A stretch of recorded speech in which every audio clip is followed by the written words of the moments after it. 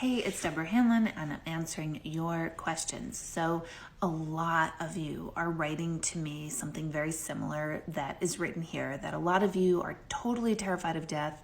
You think of it all the time. It scares you, it creeps you out, it freaks you out. And that's totally normal because death represents the ultimate unknown, right? And as humans, we are wired to prepare ourselves to keep ourselves safe. So when we are faced with uncertainty, the human mind goes berserk. We go like squirrely, like, oh my gosh, what am I going to do? What am I going to do?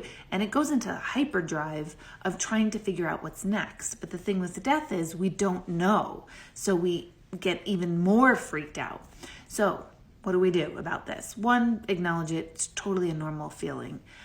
Two, recognize, where do you feel unsafe in your current life and out of control? Like, what do you not have control of in your current life, which the thought of having more uncertainty just puts you over the edge? Because you could start to heal this fear by healing that inner control freak. People call it a control freak. I don't think it's a control freak. I think it's our nature.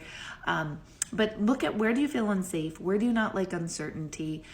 Where are you keeping yourself very small? You know, your personality, or where are you staying in a comfort zone? Because I find, and this isn't for everyone, this isn't like a blanket, everyone in the world follows this statement, but I have noticed, working with tens of thousands of people over the last two decades, that people who like to stay in a comfort zone because they're too afraid to make choices and changes and decisions to live a little bit more expanded tend to be people who are the most afraid of death.